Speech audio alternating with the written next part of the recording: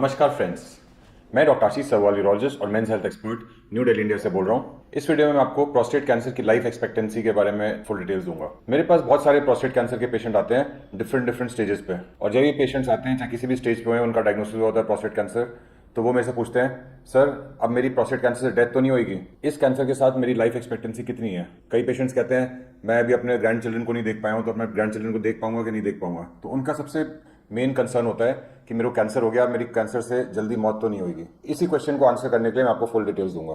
देखिए, सबसे पहले तो मैं आपको बताना चाहूंगा कि प्रोस्टेट कैंसर बाकी कैंसर से डिफरेंट है।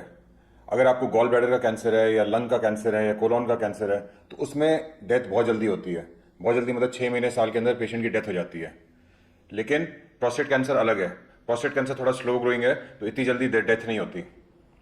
अगर आपका कैंसर बहुत एडवांस्ड भी है तो 6 महीने साल में डेथ होने के चांसेस बहुत बहुत कम है। तो आपका प्रोस्टेट कैंसर कैसा है, आप 10 साल जियोगे कि 20 साल जियोगे कि नॉर्मल लाइफ जियोगे कि आपकी 2 साल में ही डेथ हो जाएगी, वो समझने के लिए आपको समझना चाहिए कि आपका कैंसर कौन सी स्टेज पे है और कौन से ग्रेड पे है। सबसे पहले तो जब प्रोस्टेट कैंसर डायग्नोस होता है तो उसमें हम लोग एक पेट स्कैन करते हैं। ये होल बॉडी का स्कैन होता है, पीएसएमए पेट। एक एफडीजी पेट होता है और एक पीएसएमए पेट होता है। एफडीजी पेट अलग है, वो प्रोस्टेट कैंसर के लिए नहीं होता।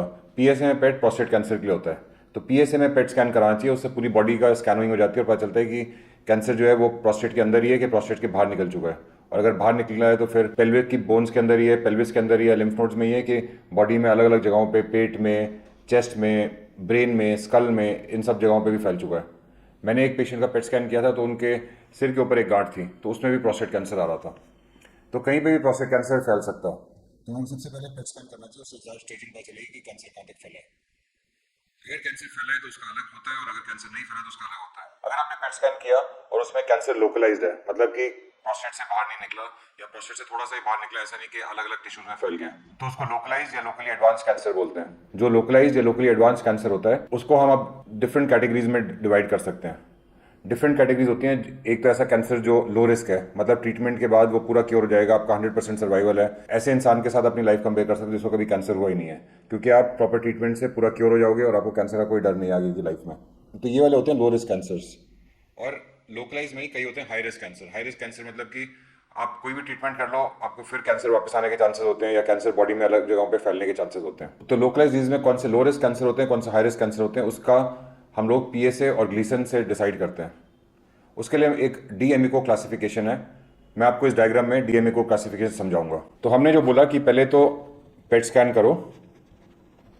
पेट स्कैन में पता चलेगा कि ये एडवांस्ड कैंसर है जो प्रोस्टेट के बाहर निकल चुका है, कि लोकलाइज कैंसर है जो प्रोस्टेट के अंदर ही है। अब लोकलाइज कैंसर के लो रिस्क हो सकता है, इंटरमीडिएट रिस्क हो सकता है और हाई रिस्क हो सकता है। और कौन सा लो रिस्क कैंसर है, कौन सा हाई रिस्क है और कौन सा इंटरमीडिएट रिस्क है, उसको जानने के लिए हम लोग पीएसए और ग्लीसन देखते हैं पेशेंट का। जो पीएसए होता है वो तो ब्लड टेस्ट होता है। पीएसए की वैल्यू 0 से लेके 2000, 3000, 5000, 10,000 कहीं तक भी हो सकती है, कोई लिमिट नहीं है। और जो ग्लीसन होता है ये बायोप्सी में पता चलता है। पेशेंट का जो ग्लीसन स्कोर होता है वो 6 से लेके 10 तक कहीं पे भी हो सकता है। 6, 7, 8, 9 या 10। कभी भी ग्लीसन 6 से कम नहीं होता या 10 से ज़्यादा नहीं होता। ऐसा नहीं है किसी का ग्लीसन 15 होगा, 20 होगा। मैक्सिमम ग्लीसन जो होता है 10 होता है। जो ग्लीसन 6 होता है वो लो रिस्क कैंसर होता है। 7 जो होता है वो इंटरमीडिएट रिस्क होता है। और 8, 9 और 10 जो होते हैं वो हाई रिस्क कैंसर होते हैं। हाई रिस्क कैंसर मतलब कि हाई चांस कि वो कैंसर जो भी आप ट्रीटमेंट करोगे फेल हो जाएगा और आपको एक और ट्रीटमेंट करना पड़ेगा। और दूसरी बात, ये वाले कैंसर्स आगे फैल सकते हैं, बॉडी में दूसरे पार्ट्स में फैल सकते हैं।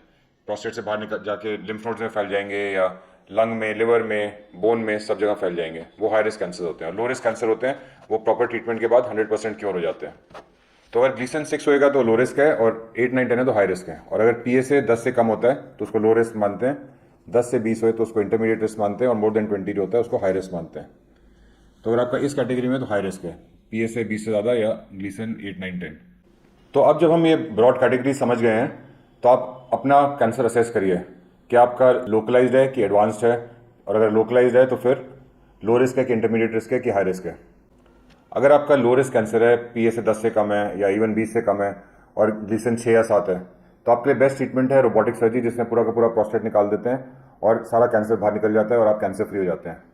और लो रिस्क कैंसर्स में सर्जरी के रिजल्ट भी बहुत अच्छे हैं, कोई कॉम्प्लिकेशन नहीं होती, यूरिनरी लीकेज के चांसेस ना के बराबर हैं और सेक्सुअल प्रॉब्लम्स भी ज़्यादा नहीं होती हैं। अगर आपका पहले इरेक्शंस नॉर्मल थी तो कुछ ही सालों में इरेक्शंस नॉर्मल हो जाती हैं। दूसरी बात, मैं हमेशा पेशेंट्स को बोलता हूँ कि dead man can not have sex. तो अगर आपकी कैंसर बढ़ जाएगा, स्प्रेड हो जाएगा, आपकी क्वालिटी ऑफ लाइफ खराब हो जाएगी, आप वैसे भी सेक्स नहीं कर पाओगे। तो आपका मेन एम होना चाहिए, पहले आप कैंसर क्योर करके उसके बाद फिर आगे सेक्स के बारे में सोचिए। इरेक्शंस रिकवर भी हो जाती हैं क्योंकि हम नर्व स्पेयरिंग सर्जरी करते हैं, और अगर इरेक्शंस रिकवर ना भी हुए तो उसके भी फुल ट्रीटमेंट्स अवेलेबल हैं। ऐसा नहीं है कि एक बार इरेक्टाइल डिस्फंक्शन हो गया तो आप आगे कभी सेक्स कर ही नहीं पाएंगे। ट्रीटमेंट से आप बिल्कुल ठीक हो सकते हैं। अगर आपका लोकलाइज हाई रिस्क कैंसर है, मतलब कि अभी भी आपका ग्लीसन 9 है या 10 है, लेकिन आपने पेट स्कैन कराया है, कैंसर अभी भी लोकलाइज्ड है, तो आप कुछ ही लकी पेशेंट्स में से हो जिनका कैंसर अग्रेसिव होता हुआ भी अभी तक फैला नहीं है। तो आपको इसका जल्दी से जल्दी ट्रीटमेंट कराना चाहिए, नहीं तो ये फैल जाएगा और उसके बाद हम कोई भी ऐसा ट्रीटमेंट नहीं कर सकते जिसमें क्योर हो जाएगा। तो अगर आपका हाई रिस्क कैंसर है और पेट स्कैन में फैला नहीं है तो बेस्ट ट्रीटमेंट है इसका, सबसे पहले आप रोबोटिक सर्जरी कराइए जिससे पूरा कैंसर निकलेगा, और उसके बाद अगर वापस आता है कभी भी कैंसर तो आराम से हम रेडिएशन करा सकते हैं।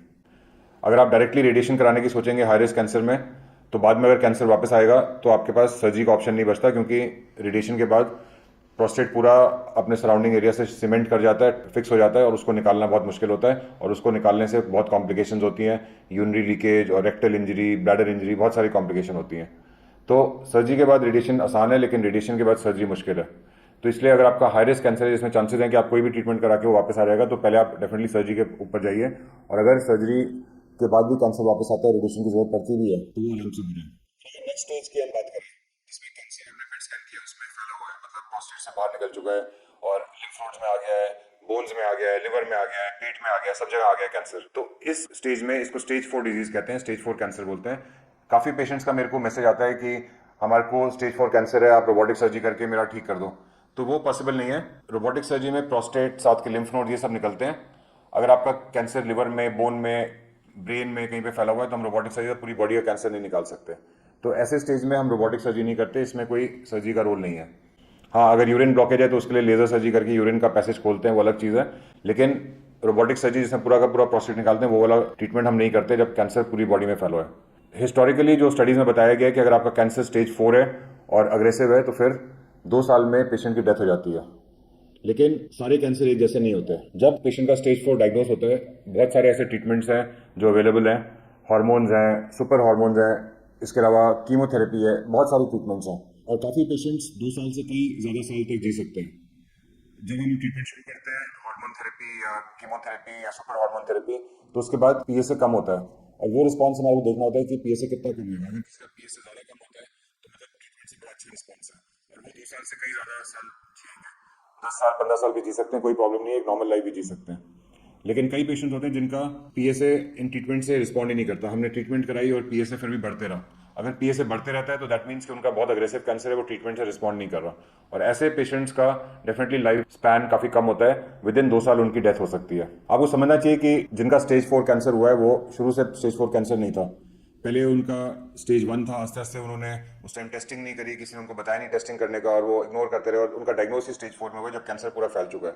तो इसलिए 50 साल की उम्र के बाद हर आदमी को पीएसए टेस्टिंग करनी चाहिए, और अगर किसी के फादर को या चाचा को या अंकल को प्रोस्टेट कैंसर है तो उनको 40 साल के बाद पीएसए टेस्टिंग करनी चाहिए, और अगर पीएसए बढ़ा हुआ आए तो डेफिनेटली बायोप्सी करके अपना कैंसर है कि नहीं ये डायग्नोसिस जरूर करना चाहिए। तो फ्रेंड्स, आपका कोई भी स्टेज में कैंसर होए, उसके क्यूरेटिव ट्रीटमेंट्स हैं, रेडिएशन है, सर्जरी है, रोबोटिक सर्जरी है, कीमोथेरेपी है, हार्मोन थेरेपी है, बहुत सारे ट्रीटमेंट्स हैं, डिपेंडिंग कि आपका कौन सा स्टेज है और आपके लिए कौन सा ट्रीटमेंट बेस्ट होएगा। अगर आपको भी प्रोस्टेट कैंसर डायग्नोस होता है तो सबसे इंपॉर्टेंट है, सबसे पहले तो देखिए कि ग्लीसन क्या है, उसके बाद उसकी प्रॉपर स्टेजिंग करिए, एमआरआई करिए, पेट स्कैन करिए, देखिए कौन सी स्टेज पे है, उसके बाद ही डिसाइड हो सकता है कि कौन सा ट्रीटमेंट होएगा और आपका रिस्पॉन्स कैसा आएगा और आपकी लाइफ एक्सपेक्टेंसी कैसी होगी। अगर आपको भी प्रोस्टेट कैंसर डायग्नोस हुआ है और आप मेरे से कंसल्ट करना चाहते हैं तो आप मेरे को ईमेल कर सकते हैं या व्हाट्सएप कर सकते हैं। मेरा ईमेल एड्रेस और व्हाट्सएप नंबर नीचे डिस्क्रिप्शन में दिया हुआ है। धन्यवाद।